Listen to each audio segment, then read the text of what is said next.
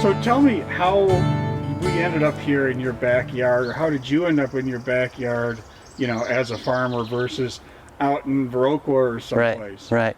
Well, I started out farming rurally and on rented land, and my wife and I had probably a 3-year search where we courted many landowners and tried to make a compelling case of why they should sell their land to us below market value because we couldn't afford market value, you know, Sure. even for a few acres. And so what happened is we'd get so close and we'd think that we were, you know, had convinced someone to give us a deal, and then at the last minute it would fall through. So we resolved that we would look for a place in town that had some land associated with it, and that we would make the best go of it. And Okay. And at that time it had occurred to me that doing seedling production in a small greenhouse in the city, there could be some good income associated with that. Sure. And so up to this year it's been a profitable avocation rather than my full-time job. Mm-hmm. But the more I do it, the more I love it, and the more I want to make it into a full-time job. Maybe teaching on the side, teaching about what I'm doing, as Sure. well as doing it, and blending that together to be my full-time job. But in the meantime, I'm a teacher in the public schools, and that's a really important job for me as well. So Okay. I don't take my commitment to that lightly. Okay. Yeah. So we're, you know, we are in Madison in a lot, Right. on a lot, Right. and this is a viable farm. It is a viable farm. This is called a greenhouse, right? Well, I don't know. Some people call it a hoop house. Some people call it a greenhouse. It's homemade. It measures 10 feet wide by 40 feet long. Okay. And I can get 200 flats like this in here at a time. This is where I love to spend time in the springtime. It's Sure. just warm and cozy. The plants are robust and healthy, and I see them grow a little bit every day. And I think about these going to gardeners in Madison and beyond, and it makes me feel like I'm really providing a valuable service, getting healthy plants into people's gardens. Here's a grown-up tomato that this has been in here for about 5 or 6 weeks. Okay. And this is another stage of that same plant. So these guys were planted about 2 weeks ago. So they're up, and these guys are ready to go into bigger pots probably this week. And you'll be selling these at the market, is that correct? I will, yeah. As As the big boys here in this size pot. So all the seedlings sell for $3.75 a piece, or 6 for $21. So if you buy a 6-pack, you save $1.50. Niagas, which is a Polish purple heirloom.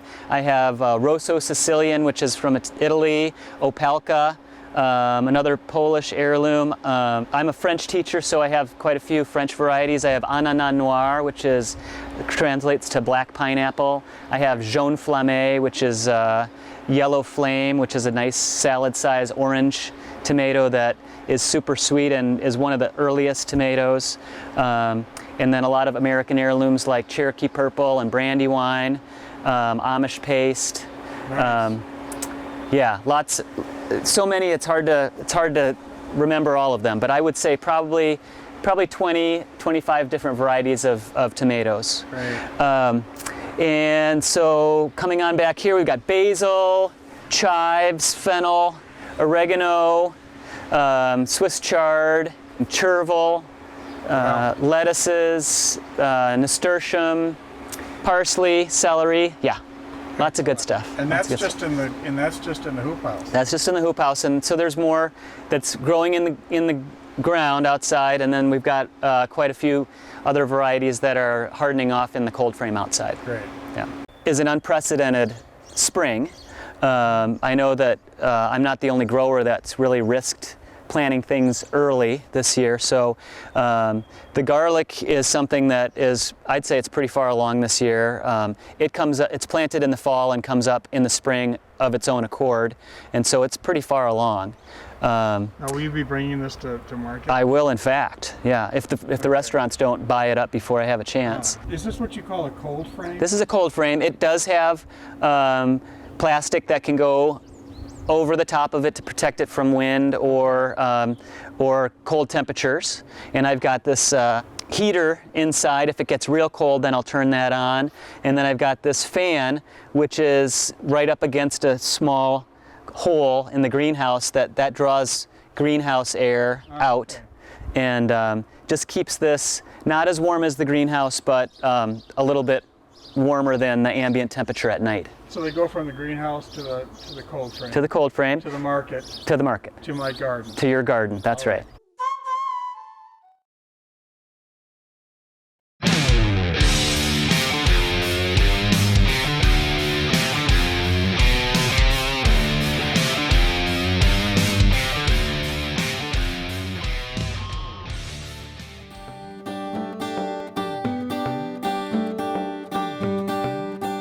In Wyoming, we have lots of different towns and cities that are considering changing the ordinances they have with chickens, and there's a reason for that. Chickens are a great addition to many backyards. Chickens can be used for food, eggs, meat, broth. They're also a wonderful addition to our garden. They'll eat just lots of insects around our yard. They'll aerate our soils. They'll help us with weeds and eat weed seeds. A couple of things to think about with chickens, especially in wintertime. You can get online and you can hear all kinds of different advice with chickens. Really, most of the chickens that we have here in Wyoming, as long as we keep them dry, we don't necessarily need to heat them, although that's okay. We need to provide them with food, water. During the winter months, we'll need to keep that water thawed. If you want to produce eggs with chicken, you need to think about making sure you keep 14 hours of light on them. Have that light start in the morning, so we're waking them up in the morning with the light, not shutting it down right at night. The most important thing for success with chickens in our backyard is to think about predators. All over Wyoming, we need to think about coyotes, foxes, raccoons, skunks, other pets, dogs, cats, even snakes and weasels. If we take care of those things, we'll have success with our chickens in our backyards. So good luck. This is Hudson Hill with the University of Wyoming Extension. You're watching From the Ground Up.